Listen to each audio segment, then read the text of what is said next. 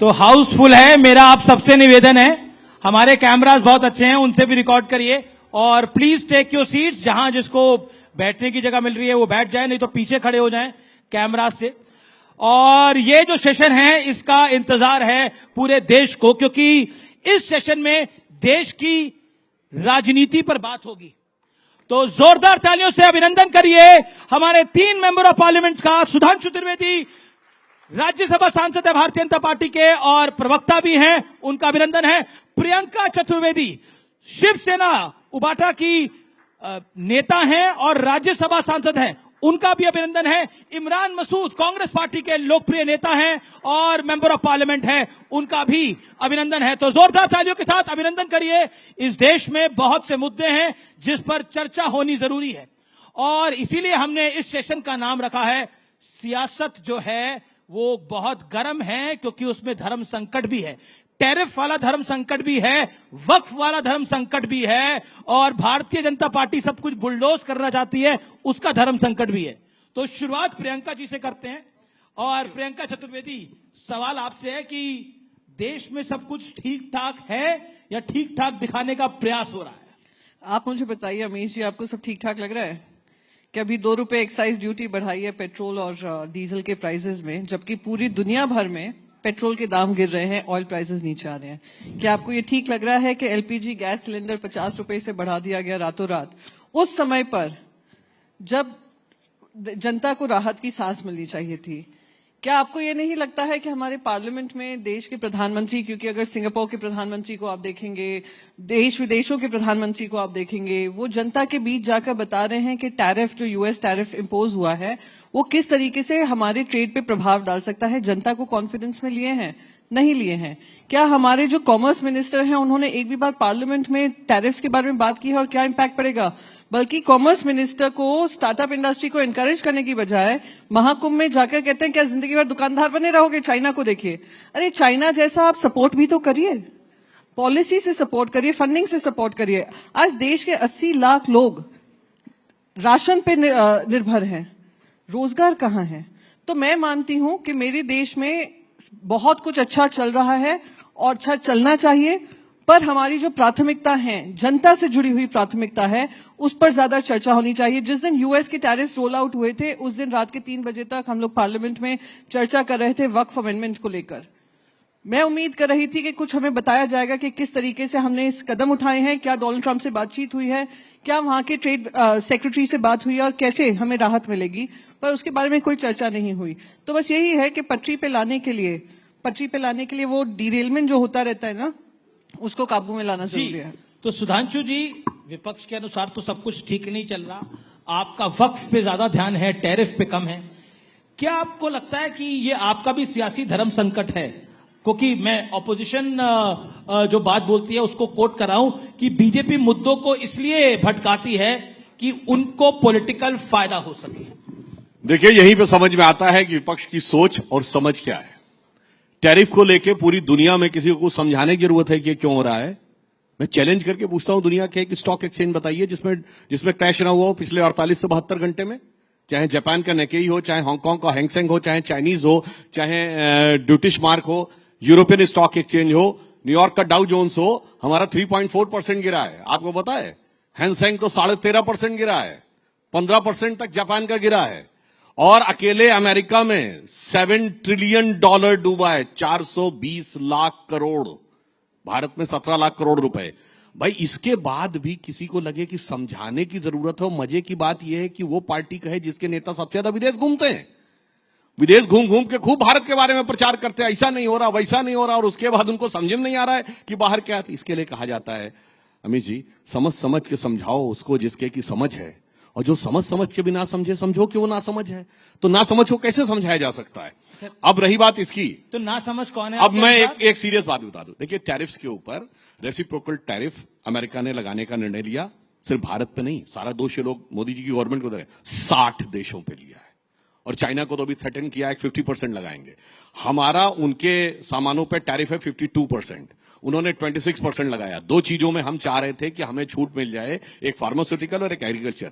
Pharmaceutical में उन्होंने exempt कर दिया, जो भारत सरकार की एक बड़ी उपलब्धि है। इसीलिए अगर आपने कल का ही डिटेल पढ़ा हो तो ये आएगा फार्मास्यूटिकल इंडस्ट्री में भारत की ग्रोथ रेट 8.4% है। सबसे ज्यादा हम कंट्रीब्यूट कर रहे हैं, $9.8 बिलियन अकेले अमेरिका को एक्सपोर्ट करने पे कंट्रीब्यूट कर रहे हैं। तो देखिए ये बता रहे हैं, इसको एक लाइन में बता रहे हैं। टैरिफ पे क्यों नहीं? होता क्या है कि दुनिया में जलजला आ गया है, ठीक, मगर उसके बाद भी अगर अपना जहाज हिल भी रहा है ना, कहेंगे जहाज के कैप्टन की गलती है, अगल बगल के जहाज उलट पलट गए, वो मत देखो भाई, वो पलट गए तो क्या हुआ, वो सुनामी आ गई है समुद्र में, मत देखो, देखो हमारा जहाज क्यों हिल रहा है, कैप्टन दोषी है। इस मानसिकता से जब चलेंगे तो देश में कुछ भी अच्छा नजर नहीं आएगा। और जहां तक इसकी बात कहूं, जहां तक वक्फ की बात है, तो ये ईमानदारी से एक प्रयास है जो कि भारत के संविधान के अनुरूप व्यवस्था को सुचारू रूप से चलाने के लिए, गरीब मुसलमान को उसका हक दिलाने के लिए। मैं सिर्फ एक बात पूछता हूं, वक्फ बोर्ड भारत का नहीं, दुनिया का सबसे अमीर वक्फ बोर्ड है। भारत का वक्फ बोर्ड दुनिया का सबसे अमीर, 39 लाख एकड़ जमीन है। मैं पूछना चाहता हूं, बताइए, छोड़ दीजिए बाकियों के लिए क्या है, एक बड़ा हॉस्पिटल बनवाया है क्या इस जमीन में कहीं? एक बड़ी लाइब्रेरी बनाई है? कोई मुस्लिम स्कॉलर्स के लिए बड़ी यूनिवर्सिटी बनाई है? गरीबों के लिए, यतीमों के लिए, बेवाओं के लिए कुछ बनाया है? बाकी तो छोड़ो, अरे मंदिरों में तो भंडारा चलता है, गुरुद्वारों में लंगर चलता है, किसी को मुफ्त में 2 टाइम का खाना भी मिलता है। राम जन्मभूमि 2.77 एकड़ लैंड, 3,000 करोड़ रुपए की अब तक इनकम है, 400 करोड़ जीएसटी दे चुके हैं। 39 लाख एकड़ लैंड और इनकम 166 करोड़, सरकार को 0। अब आप उसके बाद समझ लीजिए कि उसके बाद भी ये कहते हैं कि कुछ देने के लिए जरूरत नहीं है, कुछ समझने के लिए जरूरत नहीं है। तो इसीलिए मैं कहना चाहता हूं, सिर्फ ये बता दें गरीब मुसलमानों के लिए किया क्या है। इमरान मसूद, प्रधानमंत्री भी राइजिंग भारत के मंच पे थे और प्रधानमंत्री ने जो बोला, उन्होंने बोला कि वक्फ से जुड़े बिल का संसद में पास होना सामाजिक न्याय की दिशा में लिया गया एक बड़ा कदम है। लेकिन ये डिबेट जो डिबेट है, मूल रूप से विपक्ष जो है वो अपीजमेंट की कर रहा है, विपक्ष तुष्टीकरण करना चाहता है। ये प्रधानमंत्री का कहना था कल इसी मंच से। देखिए, अभी आपने 2-3 मुद्दों पर बात की, मैं केवल क्योंकि बहुत ज्यादा उस पर नहीं जाना चाहता, इतना जरूर कहूंगा कि राहुल जी ने जब उत्पादन आधारित अर्थव्यवस्था की बात की थी, तो उस उत्पादन आधारित अर्थव्यवस्था की बात इसलिए राहुल गांधी कर रहे थे कि जो अमेरिका का टैरिफ बढ़ाने की टैरिफ वाला हो रहा है और उससे हम परेशान हो रहे हैं, उससे हमें परेशान होने की जरूरत नहीं। भारत अपने आप में इतना बड़ा देश है कि हमें दूसरे के ऊपर निर्भरता कम से कम होनी चाहिए जी। और मुझे नहीं पता, ये जो टैक्स आपने बताया कि मेडिकल की जो दवाइयों के ऊपर कुछ छूट मिलने का था, मैं चूंकि मैंने जानकारी पढ़ा नहीं, मुझे कहीं दिखाई नहीं दिया, हो सकता है आप सच हो, लेकिन आपको तो बोलने में महारत है, इसलिए मैं 100% कुछ नहीं कह सकता कि उसमें क्या है क्या नहीं। कोई भी चेक कर सकता है जाके, नेट पे जाके। वो 5 जून तक है, फिर उसके बाद भी लागू किया जाएगा। सो डोंट भ्रमित मत करिए। एक्सेप्ट कर लिया कि अभी है तो 5 जून के, देखिए 5 जून में कौन सा वक्त है? दूसरी चीज, जब आपने वक्त की बात, मैंने प्राइम मिनिस्टर को कोट किया जी, वक्त की बात की, और प्रधानमंत्री ने जब ये एक बार जब आए, उन्होंने कहा कि मैं देश के अंदर मुसलमान के एक हाथ में कुरान और एक हाथ में कंप्यूटर देखना चाहता हूं। गरीब मुसलमानों को हक मिल रहा है। मैं बोल रहा हूं ना जी जी। जब उन्होंने ये बात बोली थी तब ये बहुत अच्छा लगा था कि प्रधानमंत्री जी ने ये बात बोली है, लेकिन करना उसके बिल्कुल उलट है। मदरसे में कुरान पढ़ते हैं तो मदरसों पर ताला लगा देंगे। मदरसों का रजिस्ट्रेशन 2016 से रोका हुआ है कि मदरसों का रजिस्ट्रेशन नहीं होगा। और बच्चों की जो स्कॉलरशिप थी, जहां से कंप्यूटर पे बच्चे पढ़ सकते थे, आप सारी स्कॉलरशिप रोक देंगे। अलीगढ़ मुस्लिम यूनिवर्सिटी, जो यूनिवर्सिटी सेंट्रल यूनिवर्सिटी है, उसके लगातार फंड के अंदर कटौती करते चले जाएंगे और 2 सेंटर उसके बंद होने के कगार पर आ जाएंगे। और उसके बाद फिर ये आप उम्मीद करेंगे कि आप मुसलमान की शिक्षा की बात करेंगे।